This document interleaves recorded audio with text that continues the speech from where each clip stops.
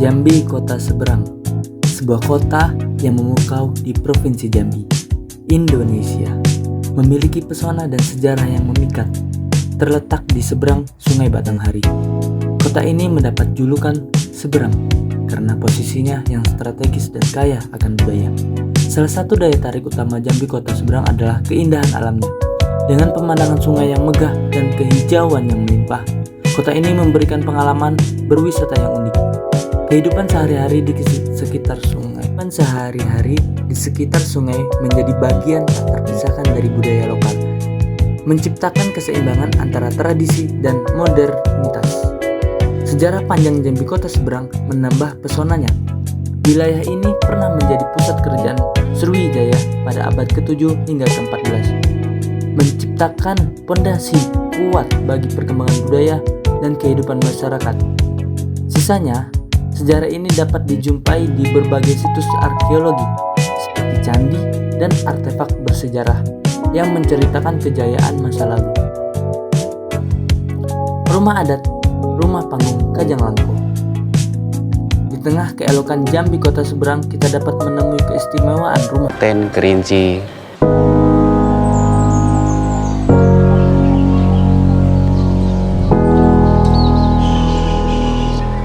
Rumah adat Jambi berbentuk rumah panggung.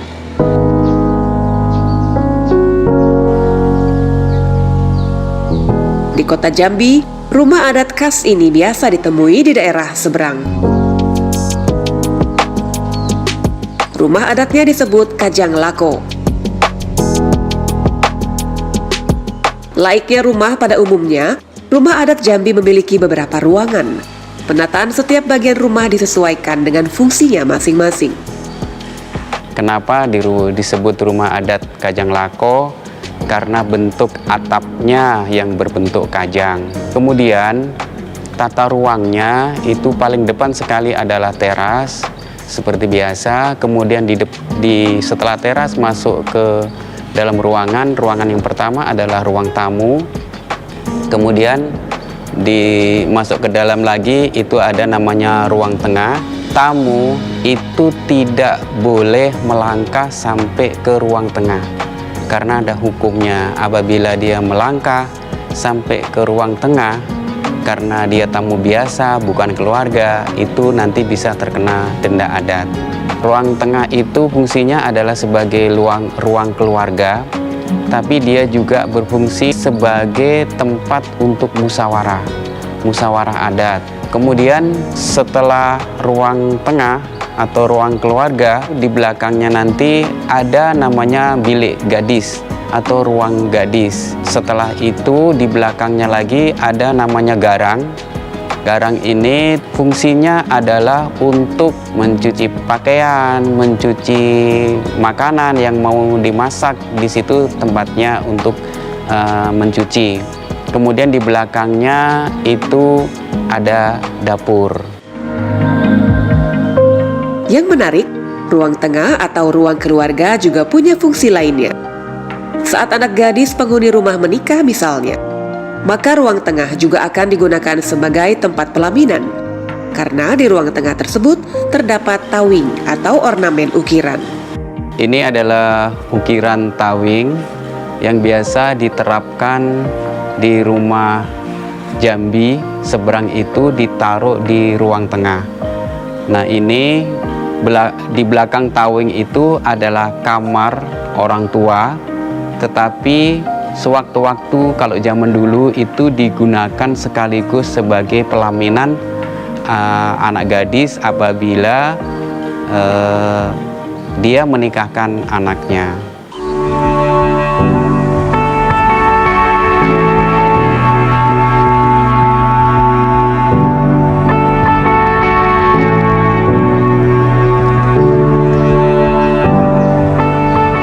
Bagian-bagian rumah adat di kota Seberang banyak menggunakan ornamen dan ukiran. Sebagian besar motifnya berciri khas alam sekitar, seperti tanaman yang banyak ditanam oleh masyarakat. Ukiran yang pertama diterapkan pada ventilasi pintu. Di atas pintu itu biasanya bermotif daun sirih. itu melambangkan bahwa daun sirih itu dipergunakan untuk membuka kata apabila dimulai musyawarah adat. Kemudian di ventilasi jendela itu ada yang menggunakan motif buah mengkudu dan daun pakis yang disebut juga ada namanya kelok paku. Kenapa menggunakan buah mengkudu? Itu adalah untuk melambangkan bahwa sesungguhnya buah mengkudu itu bisa digunakan untuk pengobatan berbagai macam penyakit. Sementara itu, di bagian atap rumah adat Jambi juga terdapat tanduk kambing sebagai lambang hukum adat. Di atas atap kiri kanan itu ada namanya tanduk kambing. Di depan juga ada namanya tanduk kambing. Itulah lambang hukum adat di kita di Jambi. Apabila nanti melanggar adat itu namanya tekambing. Tekambing itu artinya dia kena denda untuk motong kambing. Sesungguhnya denda adat itu bukan hanya motong kambing. Ada yang sampai motong kerbau, ada yang 1 kerbau, ada yang 2 kerbau. Tetapi kayaknya sesepuh adat kita lebih bijaksana, dia tidak tanduk kerbau yang dibikin, tapi dia memilih yang paling kecil, yaitu tanduk.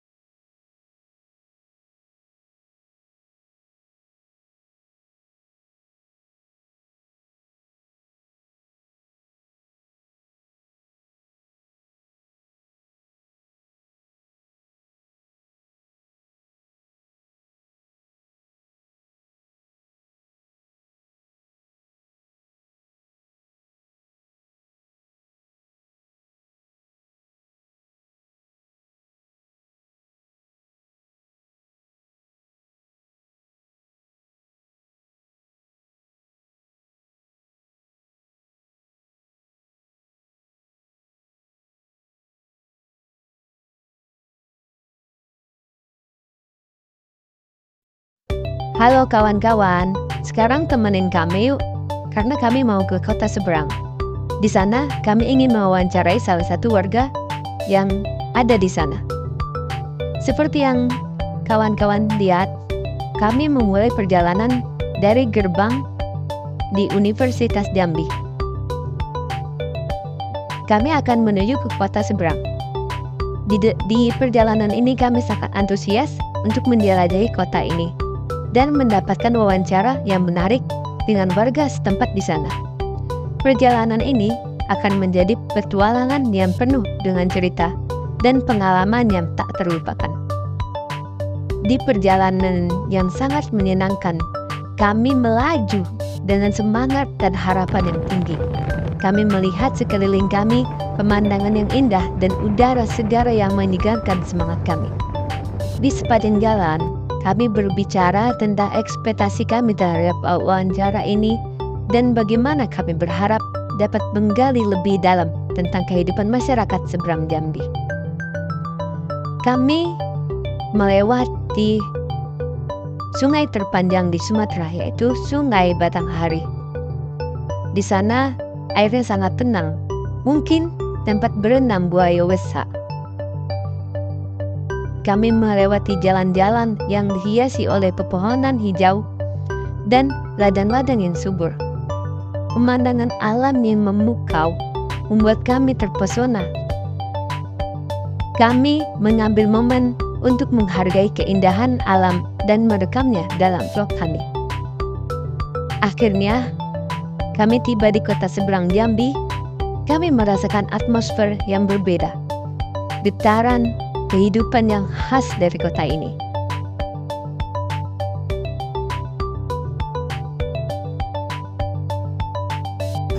Selamat siang, kami dari kelompok 2 akan berkunjung ke rumah Pak Ajis sebagai narasumber dan mewawancari Pak Ajis untuk mempertanyakan tentang budaya dan adat istiadat yang berada di kota seberang.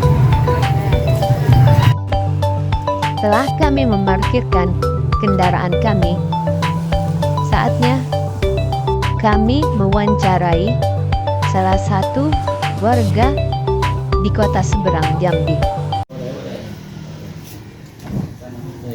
Perkenalan dulu ya. Iya, Pak. Kami memperkenalkan diri ya Pak. Nama saya Rio Febrian, asal dari Medan. Saya mahasiswa Unjai dengan jurusan ilmu sejarah Pak. Kamu sejarah ya? Kami semua. Iya, iya. Nah sebelumnya Pak, Ada lu. ya. Iya. Nah, kalau saya Pak, Carlos Tinjak sama juga dari Medan Pak. Dua dimensi agama dan dimensi adat. Nah, dimensi agama terpenuhi syarat dan rukunnya. Tadi itu ya. Kemudian dimensi adatnya itu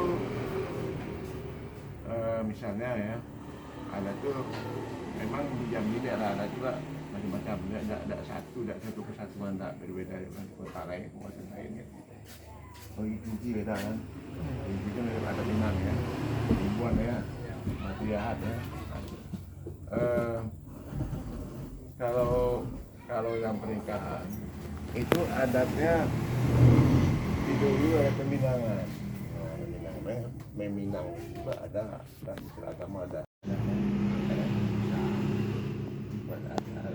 Karena adat sudah diterima beberapa hari kemudian sudah waktu baru pernikahan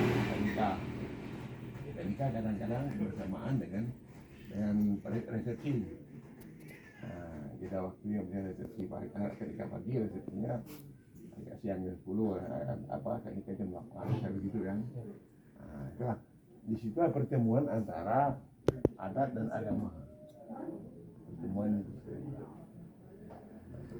cuma ketika diatur agama di adatnya sebagai hukum apanya, hukum Ini apakah masih melekat Pak? Terus apakah mempengaruhi kehidupan masyarakat? oh iya betul.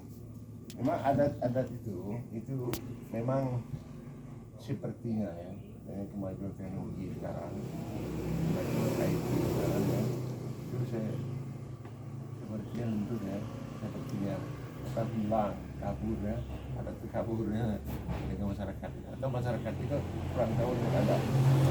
Nah itu sekarang upaya pemerintah yang sampai adat itu kabur hilang ya, adat tadi orangnya itu pemerintah membuat lembaga adat itu mulai dari 3 provinsi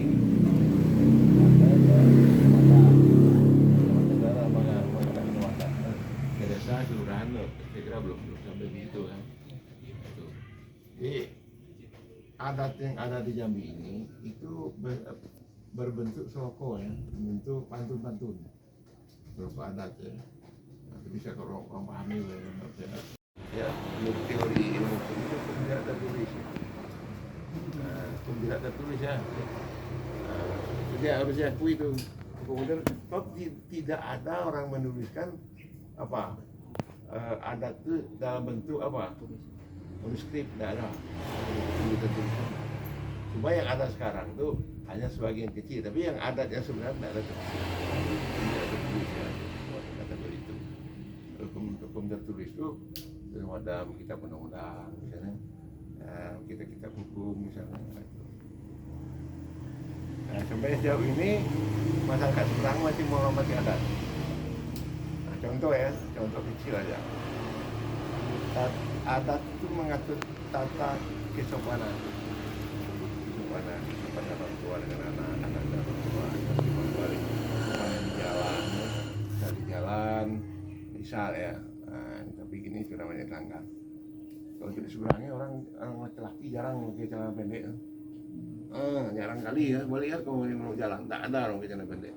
Kalau ada satu-satu lah, mungkin orang tua ya tidak tahu adat. Kemudian ya kalau dulu yang kecil itu dan 60-an itu orang sebenarnya tabu di saat senja menjelang maghrib itu nggak ada jalan nggak di rumah masing-masing, ada yang masjid, nggak ada berkeliaran jalan, nggak ada. Nah, apalagi malam ya. Terus sekarang ya biasa saja ya. Nah, apalagi anak perempuan, tempo dulu perempuan ini baik gadis maupun bersuami maupun orang tua janda itu kalau keluar rumah harus pakai kain 2 lapis, pakai kain. Nah, dikit aja mata ya. Kayak pocong kayak gitu kan. Kalau di seberang tempo dulu kan. Tapi sekarang jarang nggak ada ketemu lagi ya. Nah, kalaupun ketemu barangkali orangnya sudah umurnya di atas 80 barangkali ya. Nah, kalau ada lagi orangnya tidak ada lagi. Ya, orang sebenarnya masih memang ada. Walaupun adat tuh kabur-kabur ya, masih dipegang adat. Nah itu. Nah, adat tuh ya, kan budaya malu ya, malu sama. So adat itu budaya malu. Kalau pegang adat pasti rasa malu tinggi ya. Nah, itu. Misalnya adat bertandang tempat perempuan misalnya ya, kalau tidak ada itu kalau di tempat-tempat tertentu, di mudik Jambi itu ada orang mudik ya. Ada di Kerinci misalnya. Itu memang diberi peluang untuk itu, untuk bertemu bujang gadis ya.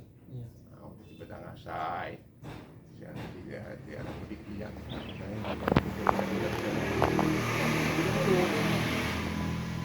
diberi peluang ya. Misalnya orang mau kenduri misalnya, dia bertemu lah tiga perempuan dalam kerjasama atau misalnya buat jantung apa segala macamnya. Nah itu di seberangnya ada seperti itu masih jarang. Nah, jadi orang sini mesti pegang adatnya. Jadi kalau tidak akrab betul susah. Nah, susah mempertemu lah kita perempuan. Nah itu masih berlaku lamar itu. Nah, jarang dengar orang kawinan, jarang. Kenapa? Malu kan? Nah, malu dulu lagi kalau apa kawin apa namanya nampak bahasa itu. Nah, jadi gitu. Tadi kan kita Pak membicarakan tentang adat. Nah kalau adat istiadat ini kan Pak nggak terlepas dari upacara adat. Ya. Nah kalau di Gentale ini Pak ada nggak Pak upacara adat khusus? Nah terus maknanya bagi masyarakat di sini?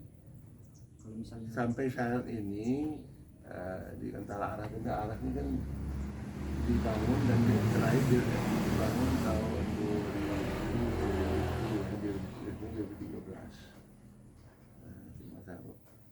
Masa pemerintahan Gubernur Jambi Pak HBA masa itu kan.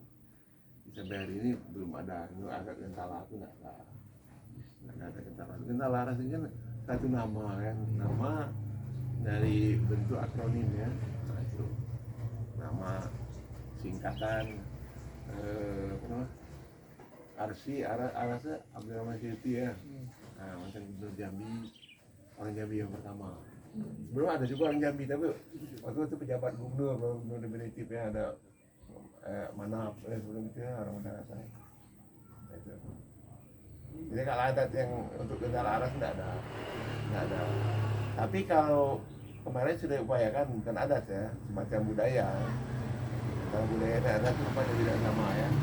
Rupanya tidak sama. Budaya kemarin itu ada kan festival Gentala Aras. Nah itu festival Gentala Aras itu ada di sini kan ada lomba perahu perahu ya. Nah itu perahu bermotifkan adat itu ada juga kan. Kalau apa nggak ada acara adat nggak ada ya. Belum ada yang dengar. Kalau adat Jambi kota ini adat yang apa yang sudah kalau tak asli mudik ya. Ada masih ada bau, kalau tidak buatan bau, yang tidak ada. Ya sudah apa ya, yang berbau sirik itu sudah dibuang orang ya, bau keropak macam dia sikir orang itu. Nah adat dari syarat tadi kan. Siapa? Ini Pak pertanyaan terakhirnya. Ada nggak Pak perubahan signifikan dalam budaya lokal di Gentala ini dalam beberapa tahun terakhir Pak? Oh iya betul benar itu ya. Ini kalau itu tadi, kalau adat itu sebagai benteng kan, ya, tapi bentengnya tidak juga yang masih walaupun di dalam adat itu kalau dalam kampung itu macam-macam orang yang macam juga ada juga ada tuh dari bebas masing-masing kan. Nah, jadi adat itu kita tidak mampu kan, belum ada pengawasan adat tentu belum ada. Kalau macam di Aceh kan tidak ada polisi syariat, penegakan syariat Islam itu memang jalan di Aceh kan. Kalau misalnya perempuan dibatasi pulang dari pekerjaan selama-lamanya 10 malam, lewat itu didenda, ditangkap. Aceh itu kan memang begitu. Ini coba di Aceh ya. Di Aceh susah keluar malam, dibatasi pekerja di dari kopi jam 10 harus pulang yang perempuan yang kedapatan tangkap, disegel tempatnya tuh. Nah itu aja. Dia nggak tahu ya, tahu persis ya. Kita masuk lembaga penegakan hukum Aceh. Nah itu Aceh itu memang apa ya, memang adat itu merupakan apa? Merupakan pokok dan segala-galanya Aceh. Ya. Karena simbol adat itu di apa? Ada lembaga Wali Nangro. Waktu itu kan lembaga penegakan adat dan syariat. Kayak kita yang berkuasaan itu kan Wali Nangro. Pemerintah kuasa itu pengusaha umum ya. Itu hebatnya Aceh itu. Kalau kira-kira kita tidak ada belum. Yang mempertahankan adat itu tidak ada. Kalau di Aceh dipertahankan adatnya. Kajian ya. Mana orang Aceh dengan adat. Yang coba-coba misalnya coba-coba di Aceh itu misalkan pakai jalan pendek di Aceh lah sudah lah.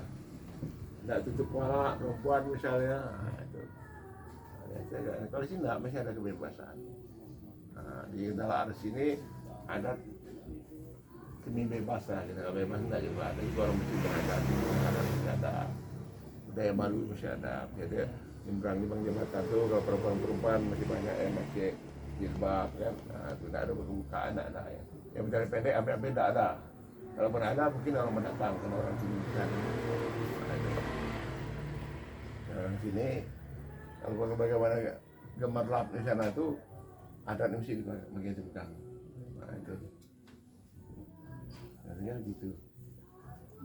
Jauh banyak yang lebar ya. Apa lagi Cok? Apa lagi? Ya, mungkin sekian lah Pak pertanyaan. Apa ditanya? Iya, nih posko nih mana nih? Ada di beruang di rumah. Ada yang kos, ada yang Oh, kos ya. Wilayah di kelurahan apa di kecamatan?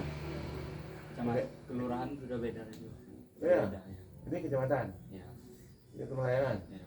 Oh, luas tuh. 6 kelurahan loh. Iya. Nah, nanti di 6 kelurahan ini ya 11 ya, 6 11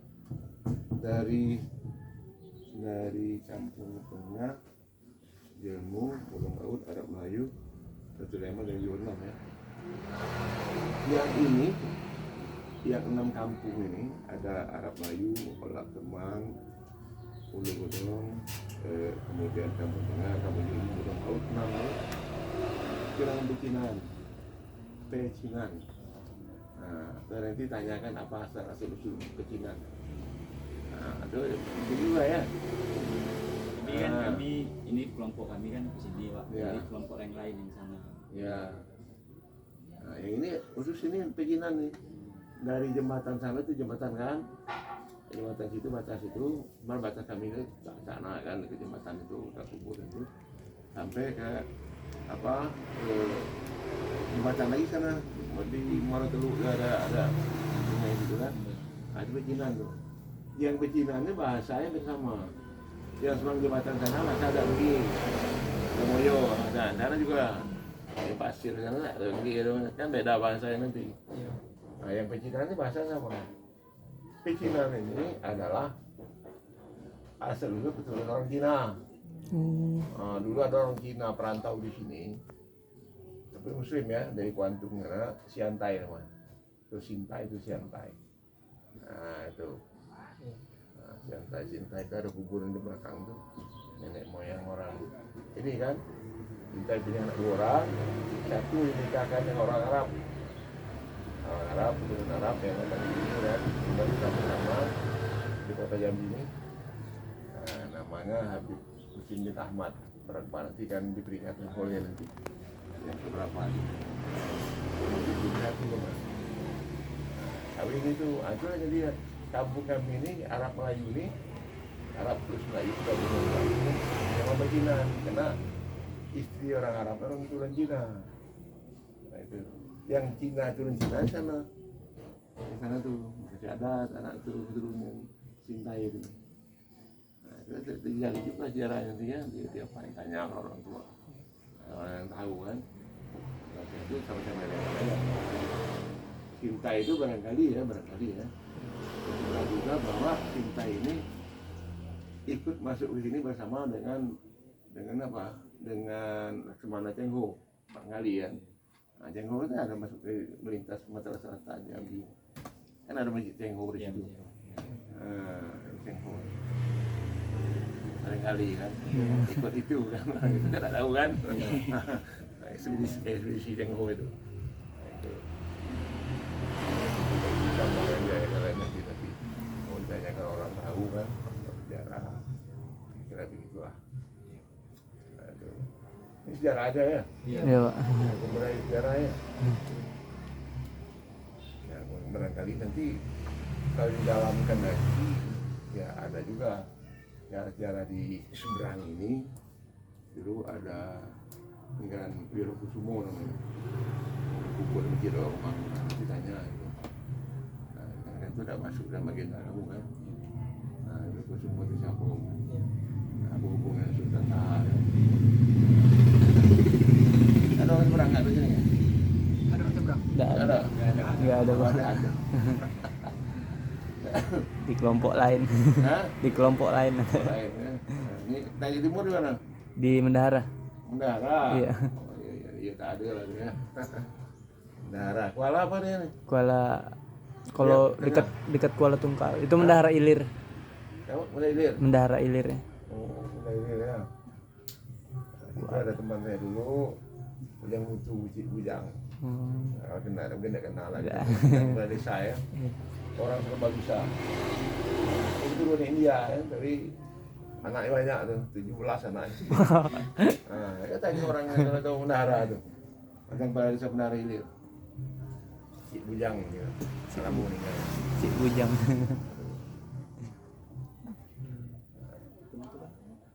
Baiklah Pak, sekian dari pertanyaan saya tadi Pak. Terima kasih telah memberi jawaban yang sangat mumpuni. Sekian dari kelompok kami, terima kasih atas jawabannya Pak. Telah meluangkan waktu juga ya Pak. Kami bertemu dengan orang-orang yang ramah dan terbuka untuk berbagi cerita mereka. Kami mendengarkan pengalaman hidup mereka, kehidupan sehari-hari, dan keunikan budaya mereka. Setiap wawancara membuka mata kami tentang keberagaman dan kekayaan yang dimiliki kota ini. Pak Ajis, salah seorang warga Jambi yang lahir dan besar di kota seberang Jambi. Beliau menceritakan bahwa kota ini memiliki sejarah yang sangat kaya. Menurutnya, kota seberang Jambi juga dikenal dengan sebutan Sekoja. Adalah bagian utara kota Jambi yang dipisahkan oleh Sungai Batanghari. Meskipun hanya berjarak beberapa ratus meter dari pusat kota Jambi, Sekoja memiliki keunikan dan kekayaan budaya yang berbeda. Pak Ajis menjelaskan bahwa kota seberang Jambi memiliki rumah-rumah panggung khas Jambi yang masih terjaga dengan baik. Rumah-rumah ini menjadi saksi sejarah dan adat istiadat masyarakat Jambi ketika berada di Sekoja.